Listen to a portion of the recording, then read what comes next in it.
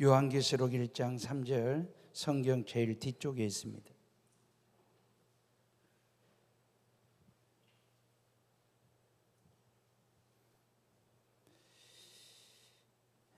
우리 다 같이 읽습니다.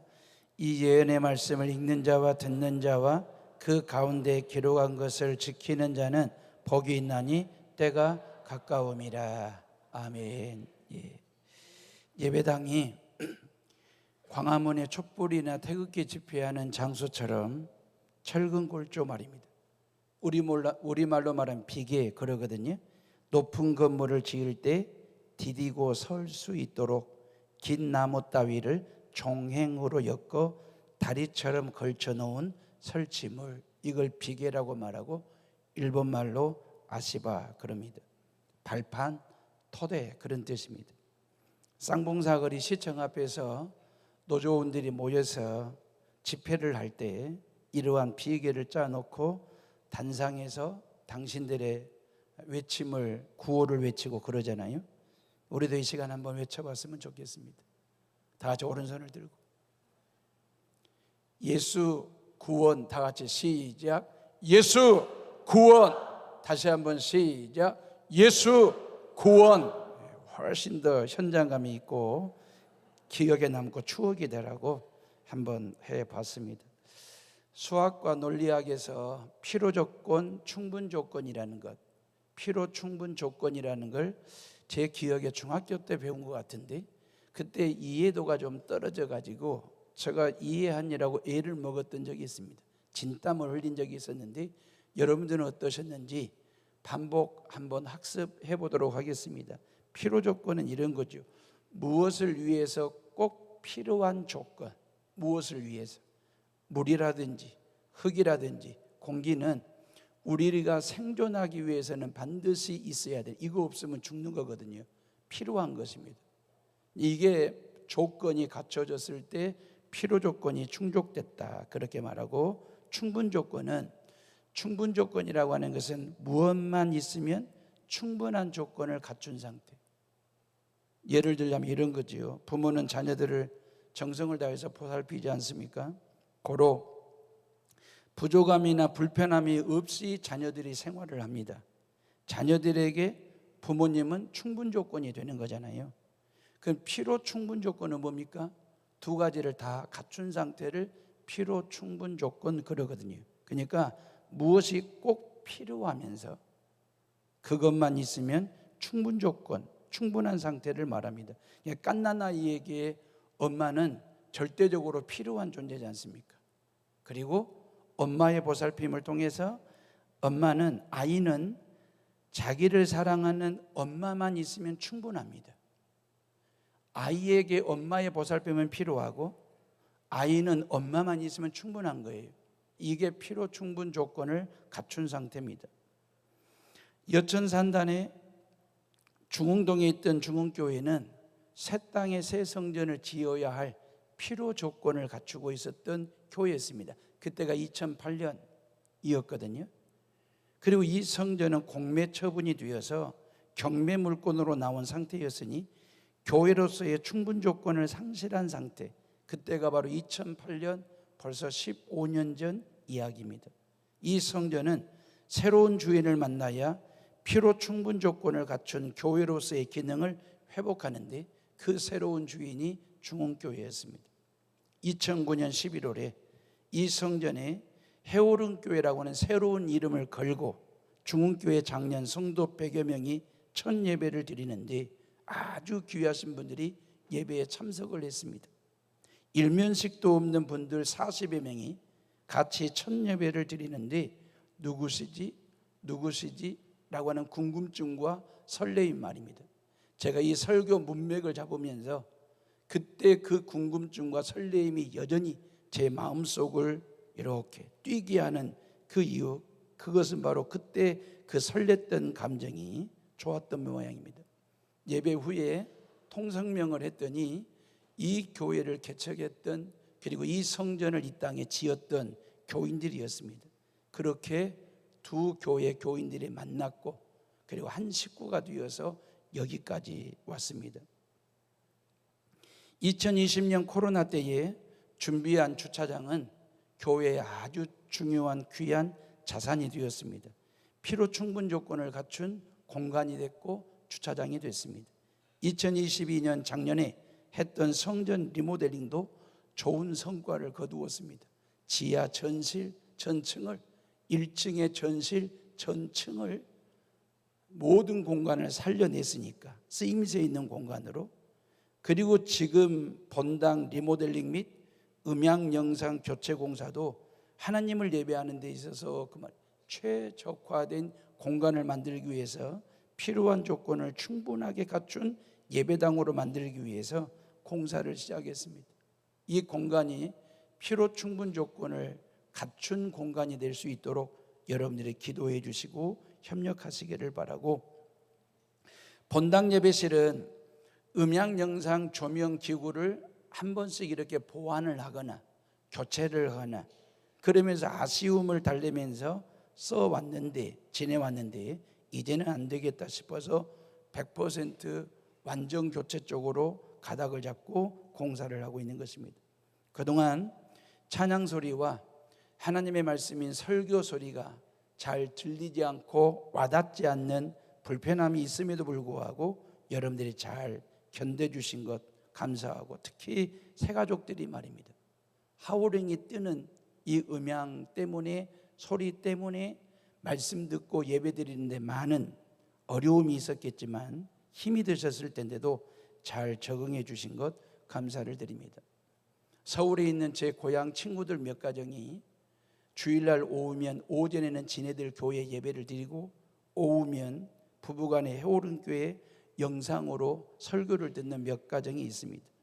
해오른교회 광고까지 쫙 깨고 있는 친구들도 있고, 한 달 전에 주일 오후에 우리 교회에 영상 예배를 보다가 부부가 해오른교회 음향 영상 교체한다는데 뭐라도 하나 우리 부부가, 우리 가정이 헌물하자고 해서 저에게 뭐가 필요하냐고 전화로 묻길래 카메라 하나 달아달라고 했습니다. 이 본당에 지금은 카메라가 딱 하나 있습니다. 근데 4개를 달 건데 이 메인 카메라는 4K라고 700만 원 정도가 되고, 나머지 서브 카메라는 300만 원 정도 되는 세대를 달게 됩니다. 친구한테 너 뭐 할래? 그랬더니 메인 카메라 하나님께 드리란다. 그래서 지난 15일 목요일 날 700만 원 헌금을 해줬습니다. 사랑하는 해오름의 식구들이요, 세상에 필요 충분 조건을 갖춘 책이 있습니다. 성경입니다. 물론 다른 책도 있지만 성경만큼 인류에게, 인간에게 꼭 필요한 조건과 충분한 조건을 채워준 책이 있을까? 성경은 인류에 꼭 필요한 책입니다. 왜냐하면 죄 문제를 다루는 책이고, 죄 문제를 어떻게 하면 해결받고 구원받을 수 있는지를, 그 지혜를 알려주는 책이 유일한 성경이기 때문에 성경은 충분한 책입니다. 저와 여러분들이 죄 사함 받고 하나님의 자녀가 되고 구원받는 데 있어서 성경 외에 다른 책이 필요 없다 할 정도로 성경 안에 복음이 충분하게 담겨져 있습니다. 그래서 성경은 죄인이 구원받는데 필요 충분 조건을 갖춘 인생 사용 설명서가 되는 것입니다. 디모데후서 3장 15절에 성경은 능히 너로 하여금 그리스도 예수 안에 있는 믿음으로 말미암아 구원에 이르는 지혜가 있게 하느니라 그랬거든요. 요 디모데후서 3장 15절 말씀은 요한복음 3장 16절 말씀 못지않게 레벨이 같아요. 아주 중요한 말씀입니다. 이 성경은 우리로 하여금 구원에 이르는 지혜를 알게 해주는 책이라고 성경이 말씀하시니까, 성경 여러 곳에 죄인 구원에 대한 성경 구절들이 아주 많습니다. 요한복음 20장 31절 오직 이것을 기록함은 너희로 예수께서 하나님의 아들 그리스도이심을 믿게 하려 함이요 또 너희로 믿고 그 이름을 힘입어 생명을 얻게 하려 함이니라. 이 성경을 기록하신 목적이 뭐냐면 예수 그리스도가 하나님의 아들이심을 믿고 그 믿음으로 말미암아 생명을, 구원을 얻게 하려 하심이니라. 요한일서 5장 13절 내가 하나님의 아들을 믿는 너희에게 이것을 쓴 것은 너희로 하여금 너희에게 영생이 있음을 알게 하려 함이니라 그랬어요. 그렇습니다. 우리에게 성경이 필요한 이유는 구원에 이르는 지혜를 주기 때문입니다. 이 책 한 권이면 구원받는 데 충분합니다. 하나님의 자녀가 되는데 충분한 내용이 담겨 있습니다. 이 책 속에 구원받는 데 필요한 진리의 복음이 충분히 담겨 있거든요. 고로 이 성경 안에서 구원의 놀라운 비밀을 발견하시고 구원의 능력을 체험하는 성도들 되시기를 주님의 이름으로 축원합니다. 이번 올여름 성경학교 우리 유치부 아동부 친구들이 전국교회가 준비하는 성경학교를 통해서 우리의 다음 세대들, 자녀들, 손주들 세대들이 하나님의 말씀을 통해서 구원에 이르는 지혜를 얻고 말씀의 능력을 체험하고 경험하는 성경학교가 될 수 있도록, 그리고 전국 청소년 비전 캠프를 통해서 우리의 자녀들, 청소년들이, 중고청 젊은이들이, 청소년들이 구원의 필요 충분 조건을 갖추고 있는 이 성경을 통해서 인생의 승부를 거는, 인생의 한 획을 긋는 데 있어서 이 하나님의 말씀이 그들의 삶에 붓이 되고 펜이 되게 해달라고 기도하시고요. 성경은 성령의 감동으로 된 책이고 인생의 근본 문제에 대한 정답지입니다. 참고서가 아니라 정답지. 그래서 인생 사용 설명서라고 지난주에 말씀을 드렸습니다. 우리가 죄사함 받고 구원받는 데 있어서 예수님만 필요합니다. 예수님 한 분이면 충분합니다. 십자가 죽음과 부활을 통해서만이 구원받는 데 필요한 은혜가, 충분한 은혜가 십자가 죽음과 부활이 있다는 사실을 믿으시기를 주님의 이름으로 축원합니다. 그래서 다윗이 뭐라고 고백했습니까? 여호와는 나의 목자시니 내게 부족함이 없으리로다 라고 고백했던 것처럼 그 말입니다. 고로 이 말씀에 뭘 더하거나 이 말씀에 뭘 빼거나 그러시면 안 됩니다. 구원받는 데 필요 충분 조건을 갖춘 책 성경입니다. 구원받는 데 필요 충분 조건을 갖추신 분 예수 그리스도 한 분이십니다. 불자들이나 이슬람교도들, 힌두교인들은 성경이 필요 없지요. 성경이 필요 충분 조건을 갖춘 사실을 그들은 부인합니다. 왜? 그들에게는 불경이 있고 코란이 있으니까. 자신들의 경전이 있거든요. 그리고 통일교나 신천지 등 이단 교주 숭배자들은 성경만으로는 충분하지 않다는 거예요. 그래서 원리강론이라는 책을 만들고 신천지 교리법을 만들어냅니다. 교주를 신봉하고 그리고 포교하는 데 있어서 성경은 장신용으로 그들은 앞세우고 성경 뒷면에 뭘 가지고요? 원리강론이나 교주의 교리법을 가지고 포교 활동을 하거든요. 그래서 하나님은 요한계시록 22장은 성경 마지막 페이지, 마지막 장이거든요. 뭐라고 말씀하시냐면 이 예언의 말씀에 더하지도 말고 빼지도 말고 이대로 믿으라고 말씀하셨습니다. 여러분들이 이 하나님의 말씀에 더하지도 말고 빼지도 말고 말씀에 기록된 대로 믿어서 성경에 기록된 모든 복을 받아 누리는 여러분들 되시기를 주님의 이름으로 축원합니다. 자, 그렇다면 필요 충분 조건을 갖춘 인생 사용 설명서 성경을 어떻게 할 거냐 그 말이에요. 3절 말씀 다시 볼게요. 다시 읽어봅니다. 시작. 이 예언의 말씀을 읽는 자와 지키는 자는 복이 있나니 때가 가까움이니라 그랬어요. 읽으래요. 하나님의 말씀을 읽으래요. 무슨 책이든지 읽는 것이 중요합니다. 책 읽기에 필요한 것은 뛰어난 지능이 아니라 책에 대한 관심과 책을 받아들이는 태도에 저는 먼저 있다고 보거든요. 진정한 독해력이라고 하는 것은 문장과 문맥을 정확히 읽어내는 능력이라기보다는 무엇을 읽든지 간에 거기에서 삶을 바라보고 미래를 열 줄 아는 능력을 갖는 걸 독해력이라고 생각합니다. 그리고 인생은 두 번 살 수 없지만 책은 두 번, 세 번, 네 번 언제든지 들어가서 들여다볼 수 있고 잊어버린 것 다시 기억할 수 있는 것이기 때문에 얼마나 우리에게 도움을 주는지. 여러분들에게 5분이라는 시간이 주어졌다면 뭘 하시겠습니까? 아이고 그 5분 별거 아닌데 라고 생각하시면 5분을 허비하는 거죠. 그런데 5분이 나에게 주어졌을 때 그 5분 가지고 뭘 해볼까? 곰곰이 생각을 해보면 할 게 참 많습니다. 그냥 컵라면 하나 끓여 먹을 수 있는 충분한 시간입니다. 하루 일과 계획 세우기에 충분한 시간입니다. 명곡, 좋은 곡, 노래 한 곡, 청취 들을 만한 시간으로 충분합니다. 스트레칭 할 만합니다. 부모님에게 안부 전화하는 것 5분 안에 충분합니다. 다시 말하면 이 짧은 5분을 길게 보고 짜임새 있게 쓰면 뭔가를 할 수 있는 발판이 되는 시간입니다. 욕심내지 말고 독서하는 습관을 들인다는 차원에서 책 읽기와 성경 읽기를 하루에 5분이라도, 5분이 이제 잘 이렇게 장착이 되면 5분이 10분으로 늘고 10분이 20분으로 늘고 20분이 30분으로 늡니다. 하루에 30분 책 읽기를 하면 여러분들은 한 달에 2권 내지 3권 정도는 책을 읽는 사람이 됩니다. 1년에 30권 이상을 책을 읽는 사람이 되는 것이거든요. 성경과 책 읽기는 이건 시간의 문제가 아니고 의지의 문제라고 생각합니다. 시간이 없어서가 아니라 의지가 없기 때문에 안 읽는 것입니다. 시간이 없어도 의지가 있으면 책 읽기는 가능합니다. 독서로 인생을 바꾼 사람들 이야기는 참 많습니다. 3년 동안 병상에 누워있을 때 4,000권의 책을 읽은 사람이 누구냐면 소프트뱅크의 손정희 회장입니다. 병상 3년을 허송세월 허비한 게 아니라 책 읽는 일로 그 말입니다.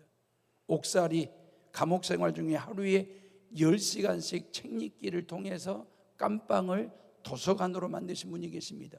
김대중 대통령이십니다. 학교를 그만두고 도서관에 있는 모든 책을 읽고 섭렵한 사람이 누구냐면 발명왕 에디슨이었습니다. 예전에는 텔레비전을 바보상자라고 혀를 차면서도 울목에 세워져 있는 텔레비전 앞에 온 식구들이 옹기종기 모여 앉아서 드라마 한 편을 보면서 이런저런 훈수를 했다고요. 웃으면 보기와 요 개그 콘서트를 보면서 한 주간의 지친 몸을 웃음으로 날리기도 하고 해소하기도 하고 한 주간의 삶을 어떻게 시작할 것인가를 텔레비전 앞에서 온 식구들이 같이 그러면서 드라마 한 편을 보면서 주인공과 나를 이렇게 밀도 있게 개입을 시키면서 주인공이 분노를 터뜨리면 나도 같이 분노하고 주인공이 눈물을 터뜨리면 같이 눈물을 하면서 정감 어린 텔레비전 보기 말입니다. 온 식구들이 한 곳에 모여서 정겨움이 있었지 않습니까? 근데 지금은 텔레비전보다도 훨씬 더 재미있고 자극적인 동영상을 보여주는 인터넷이 생겼습니다. 스마트폰이 손에 쥐어졌습니다. 저는 바보 상자라기보다는 제가 인터넷을 스마트폰을 똑똑 상자라고 그냥 긍정적으로 이름을 붙여주고 싶습니다. 진짜 똑똑한 스마트폰이거든요. 이 안에서 별의별 게 다 있으니까 모든 정보를 다 제공해 주니까 똑똑하잖아요. 그래서 스마트잖아요. 근데 이 똑똑 상자 스마트폰이 모든 식구들 손에 쥐어졌습니다. 이제는 텔레비전 앞에 바보 상자 앞에 모이지 않습니다. 밥만 먹으면 각자 자기 방으로 그 똑똑 상자 하나를 들고 들어가서 동영상을 보다가 잠이 듭니다. 훈훈한 정감 어린 훈수는 없습니다. 그냥 날선 댓글이나 악플 달기로 상처만 남을 뿐. 인터넷과 유튜브가 모든 것을 대신해 주고 있습니다. 편리해진 것만은 사실입니다. 그만큼 우리의 사고 구조가 추리도 상상도 판단도 안 하는 멍해지고 맹해졌습니다. 사람들이 가면 갈수록 멍합니다. 맹해지고 있습니다. 왜? 보여주는 대로 그대로 보고 있으니까. 그러다 보니 말과 행동과 사고가 얕아지는 거예요. 옅어지는 거예요. 휘발성이 강해지는 거예요. 디지털 정보가 홍수처럼 쏟아지는 이때에 모든 정보를 똑똑이 상자 스마트폰 하나 갖고 다 해결되는 때에 뭔 책을 읽는답니까? 저에게 그렇게 되물을 수도 있습니다. 이러한 때일수록 그 말입니다. 우리가 영상 문화에 영상에 심취하는 것이 아니라 문자 책에 심취를 해야 됩니다. 이유가 있습니다. 널려있는 정보들 속에서 옥석을 가리고 주체적으로 판단하고 창조적으로 재활용하는 능력이 독서를 통해서 길러지기 때문에 그렇습니다. 사랑하는 애오름의 식구들이요, 매일 5분이면 성경 한 장 읽는데 충분합니다. 성경 독서하기, 우리 교회는 1126 성경 읽기 프로그램을 지금 하고 있습니다. 월요일부터 금요일까지 성경 한 장씩 읽자는 거예요. 그 토요일하고 주일날, 주말에는 읽었던 성경을 다시 한번 반복해서 읽어가지고 6년 동안의 성경 이독을 하자. 1126 성경입니다. 읽기입니다. 그렇게 성경 읽기를 하다가 구력이 붙으면, 경험이 쌓이게 되면, 은혜를 받게 되면 말입니다, 우리 교인들 중에 성경을 수십 도 하신 분들도 있습니다. 성경 필사를 6번 하신 분도 있습니다. 성경을 컴퓨터로 2번이나 자판으로 치신 분들도 계십니다. 그렇게 늘려가는 거죠. 성경을 읽는 목적은 어려운 장절을 그때그때마다 이해하고 적용하는 힘을 키운다든지, 성경 전체의 맥락을 한눈에 쫙 꿰는다, 아이고, 그 목사인 저도 어렵습니다. 쉬운 일이 아닙니다. 그 목적을 가지고 성경 읽기 하면 힘들어요. 성경을 왜 읽느냐? 하나님과 교감하기 위한 것입니다. 제가 여러분들에게 누차 늘 하는 얘기가 뭡니까? 성경을 펴면 하나님께서 내게 말을 걸어와요. 이 하나님의 말씀이 내게 말을 걸어오고 나와 대화가 이루어지는 것입니다. 기도는요, 내가 하나님께 말을 거는 거죠. 그러니까 말씀과 기도와 말씀은 반복될 수밖에 없어요. 이건 쌍둥이처럼 필요한 거예요. 성경 말씀을 통해서 하나님이 내게 말 걸어올 때, 그리고 내가 하나님 앞에 기도함으로 하나님께 말을 걸 때, 이게 하나님과 나 사이에 영적인 대화가 이루어지는, 교감이 이루어지는, 그러려면 성경 읽기 하는 것 말입니다. 하나님의 말씀을 읽어서 내 삶에 적용하는 것 말입니다. 그리고 성경을 펼쳐놓고 성경책 위에다가 여러분들의 인생을 한번 그려보세요. 스케치해보세요. 디자인 한번 해보라 그 말이에요. 자녀들 앉혀놓고 성경을 펼쳐놓고 성경을 읽다가 듣다가 이 성경책 위에 여러분들의 자녀들의 미래와 장래를 한번 그려보라 그 말입니다. 디자인해보자 그 말입니다. 그래서 성경은 읽어야 됩니다. 이스라엘 민족의 강한 이유가 뭔지 아십니까? 이스라엘 민족이 가장 강력한 민족이 됐습니다. 이스라엘 민족, 유대인들은 읽기 민족입니다. 철저하게 성경을 그들은 읽습니다. 성경을 철저하게 그들은 암송합니다. 그들의 모든 공적 사적 모임에서 성경 가지고 토론하는 것은 일상화가 된 대화법입니다. 학교에서도 모임 중에도. 그래서 그들은 말씀을 미간에 붙이고 다니지 않습니까? 이마에 하나님의 말씀을 붙이고 다닐수록 손목에다가 시계를 차듯이 말씀 주머니를 차고 다닐 정도로 그만, 온 식구들이 집을 들어가고 나가고 할 때 하나님의 말씀을 읽고 암송하도록 문설주 좌우에 하나님의 말씀을 새겨 놓을 정도로 유대민족은 그렇습니다. 철저하게 하나님의 말씀을 읽고 그 말씀을 적용하는 민족입니다.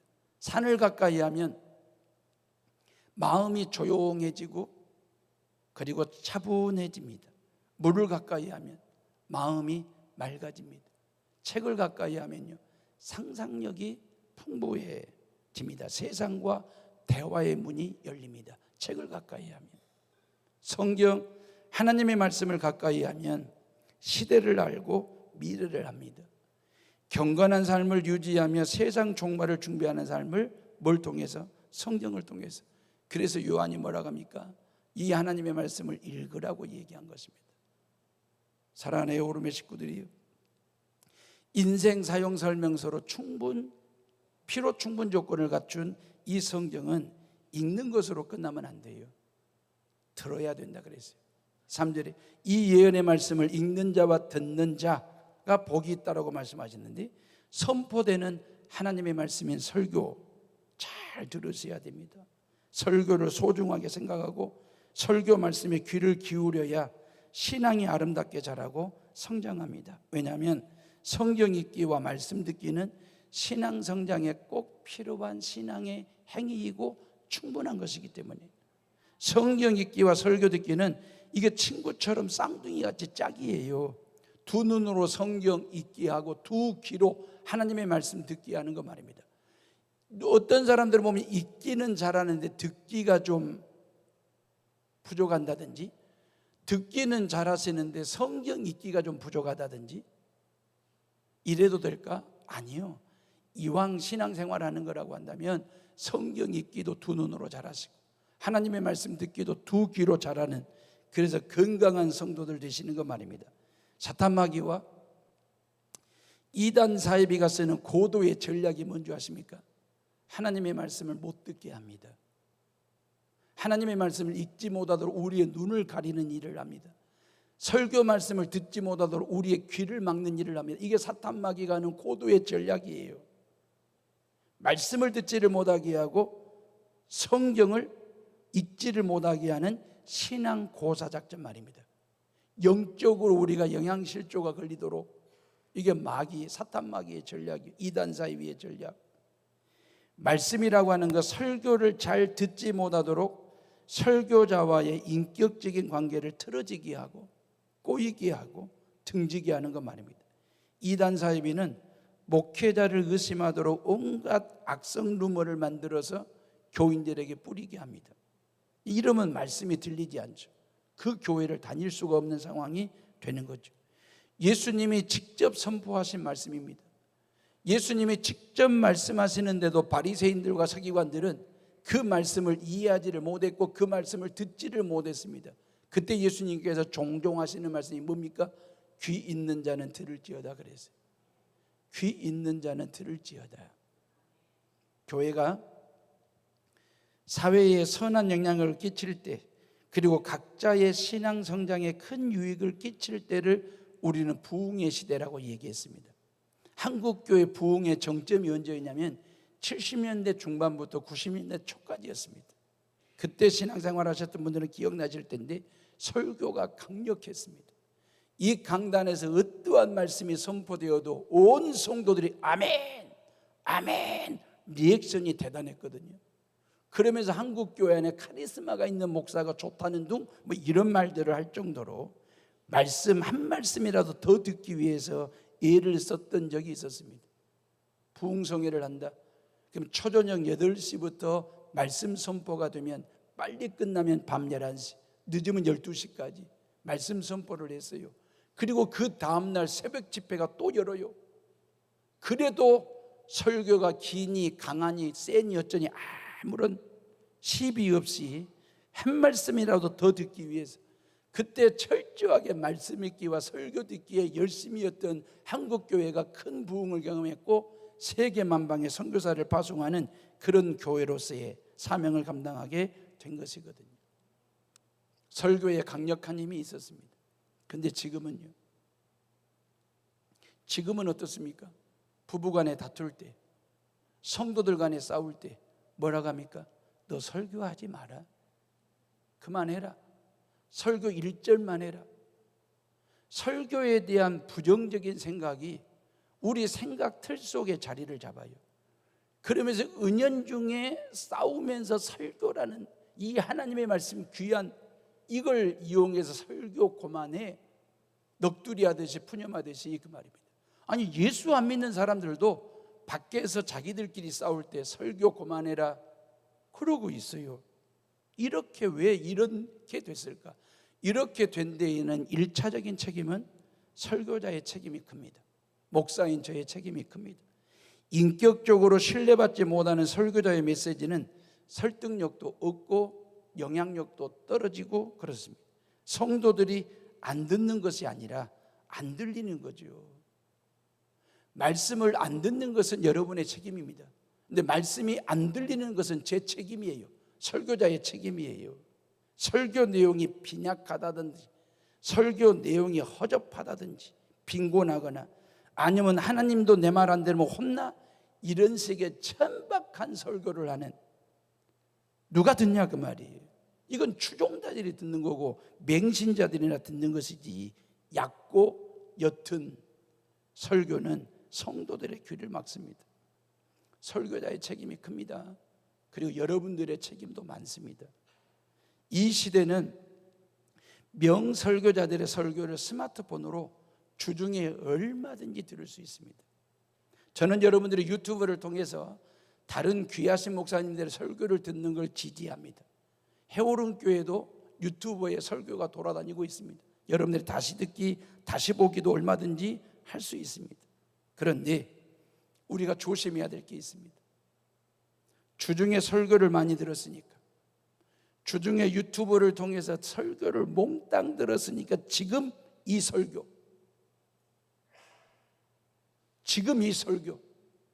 이 강단에서 선포되는 이 설교를 등한시한다든지 귓등으로 듣는다든지 안 됩니다.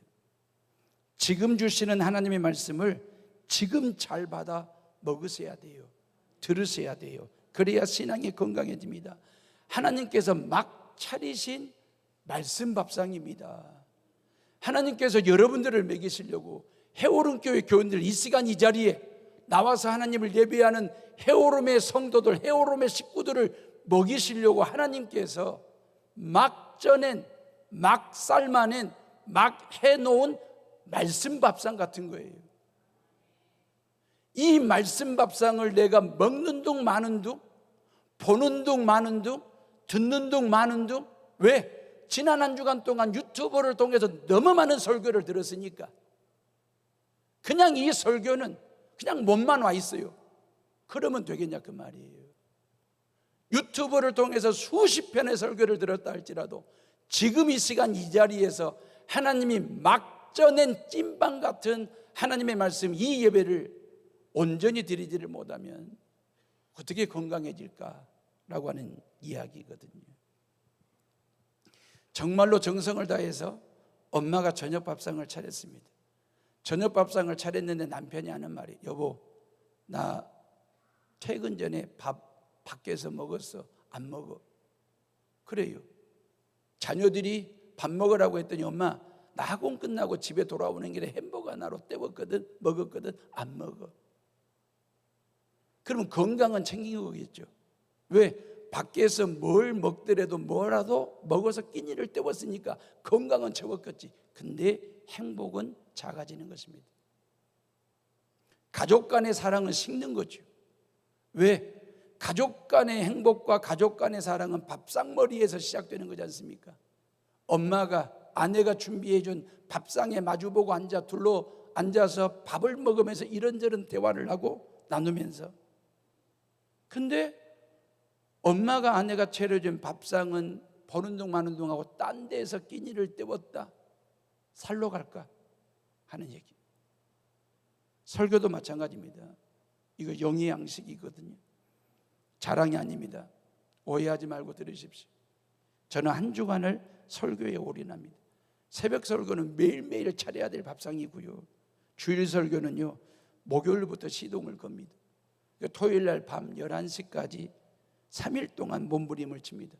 물론 제가 설교만 준비하는 것은 아니지만 주중에 삶의 현장에서 고군분투하며 살다가 주일 예배 드리러 온 성도들에게 양질의 영의 양식을 잘 먹이려고 맛있는 설교 밥상을 차리려고 제 깐에는 애를 씁니다. 지금까지 설교 한 편을 허투루하게 다룬 적이 없습니다. 설교 한 편에 올인합니다. 목이라도 내놓으라면 내놓겠습니다. 이게 저의 사명이고 마땅히 할 일이니까. 그럴 때마다 하나님은 저에게 지혜를 주셨고 메시지를 주셨습니다. 제가 여러분들에게 부탁을 드립니다. 저와의 관계가 항상 좋을 수는 없지요. 왜냐하면 저나 여러분 모두가 다 피조물이기 때문에, 인간이기 때문에 어찌 저에게 흠이 없겠습니까? 흉이 없겠습니까? 티가 없겠습니까? 털면 먼지 나는 목사입니다. 부족한 사람입니다. 그렇기 때문에 저와 여러분들 사이에 썩 좋지 않은 감정들이 있을 수 있습니다.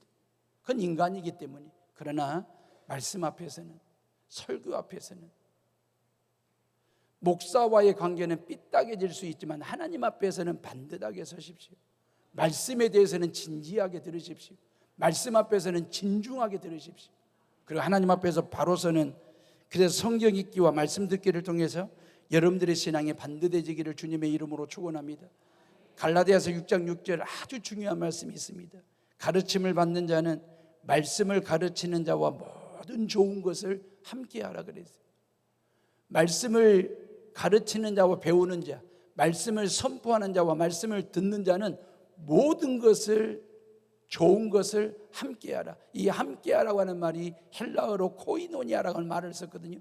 이 코이노니아라고 하는 말은 교제, 사귐, 나눔 그렇게 되어 있습니다. 그럼 코이노니아가 어느 정도의 교제이냐면 가장 소중한 것, 목숨까지도 주고받을 수 있는, 제가 여러분들을 위해서 제 목숨을 드릴 줄 알아야 돼요. 여러분들이 저를 위해서 목숨을 버릴 정도로, 이게 코이노니아예요. 말씀을 듣는 성도는 말씀을 선포하는 목회자와 모든 좋은 것을 서로 나눌 수 있는 관계가 되는 것. 그리할 할 때 신앙이 건강해지고 반듯해진다라고 하는 거죠. 사랑하는 에오름의 식구들이여, 결론입니다. 말씀을 읽고 듣는 것에 그치지 마시고 기록된 말씀을 지키는 자가 복이 있다 그랬거든요. 성경대로 사셔야 돼요. 야고보 사도는요, 말씀을 듣기만 하고 행하지 않는 사람은 자신을 속이는 사람이라고까지 얘기했어요. 말씀 지키는 것이, 말씀대로 사는 것이 얼마나 중요한지. 성경을 읽는 이유가 뭔데요? 말씀을 듣는 이유가 뭔데요? 그 말씀대로 살고 설교대로 살겠다라고 하는데 목적이 있는 거이지 않겠습니까? 다시 3절 말씀 한 번 더 읽어봅시다. 시작. 이 예언의 말씀을 기록한 것을 지키는 자는 복이 있나니 때가 가까움이니라 그랬어요. 봐보세요. 예수님께서 말씀을 접하고 말씀을 대하는 성도들의 마음을 4가지 밭으로 비유적으로 얘기했지요. 길가밭, 돌짝밭, 가시넝굴밭, 좋은 옥토밭, 4가지로 얘기했잖아요. 좋은 땅 이야기를 하시면서 예수님이 마가복음 4장 20절에 좋은 땅에 뿌려졌다는 것은 곧 말씀을 듣고 받아 30배나 60배나 100배의 결실을 하는 자 아니라 그랬어요. 중요한 단어 하나가 나오지요. 받아 그랬습니다. 읽고 듣고 그 다음에 받아 그랬거든요. 말씀을 받아야 돼요. 어떻게 받았는지 봐보세요. 누가복음 8장 15절에 좋은 땅에 있다는 것은 착하고 좋은 마음으로 말씀을 듣고 지키어 인내로 결실하는 자니라 그랬어요. 하나님의 말씀을 듣고 그 다음에 뭐라고 했습니까? 지키어 그랬어요. 왜 말씀을 듣습니까? 그냥 듣습니까? 들리니까 듣습니까? 아닙니다. 지키기 위해서 듣는 것입니다. 왜 하나님의 말씀을 받는 것입니까? 주니까, 좋다고 하니까, 얼떨결에 하나님의 말씀을 받는 것입니까? 아니요. 이 시간 여러분들은 말씀을 받고 있지 않습니까? 저는 지난 3일 동안 이 말씀을 받았습니다. 말씀을 받는 이유가 뭡니까? 이 말씀대로 살겠다고, 지키겠다고, 이거잖아요. 어떤 분들은 목사님 나는 주중에 5번 예배를 드렸습니다. 그러고 보니까 맞아요. 주일 오전 예배, 오후 예배, 수요일 밤 예배 드렸죠. 새벽 예배 2번 나오면 5번 예배를 드린 거예요. 예배 드리는 횟수가 적은 것보다는 많이 드린 게 좋겠지요. 어떤 분들은 저에게 하나님, 목사님 저는 성경을 하루에 3시간씩 읽습니다. 하루에 성경 30장을 읽습니다. 예, 성경 읽는 시간과 장이 적은 것보다는 많은 게 훨씬 좋습니다. 근데 왜 예배를 드리냐 그 말이에요. 왜 성경을 그렇게 읽고 듣고 받냐 그 말이에요. 예배 드린 대로 살기 위함이지 않습니까? 성경 읽은 대로 지키고 살기 위해서 그 말이에요. 어찌 보면 예배 드린 횟수보다 더 중요한 것, 하나님이 원하시는 것은 뭔지 아십니까? 예배 때 받은 그 은혜 가지고, 예배 때 챙긴 그 사랑 가지고 세상에 나아가 세상을 은혜스럽게, 세상을 사랑이 넘치도록 그렇게 살아, 이 뜻이지 않겠습니까? 기도 많이 하는 이유가 뭡니까? 기도한 대로 살겠다라고 하는 이 고백 말입니다. 교회에서만 지금도 이게 건강한 신앙이라고 생각하십니까? 한때는 한국 교회가 그랬습니다. 틀린 얘기는 아니지만 우리가 예배만 교회에서 찬양만, 기도만, 성경 공부만, 예배만 드리면 하나님도 좋아하시고 나도 좋아하고 다 좋아한다고 생각합니다. 잘 생각해 보세요. 왜 하나님께서 이 시간 저와 여러분들이 이 자리에 불렀을까요? 그리고 말씀을 읽게 하시고 듣게 하시고 주시고 예배를 드리게 하신 이유가 뭘까요? 다시 세상으로 돌아가라는 것입니다.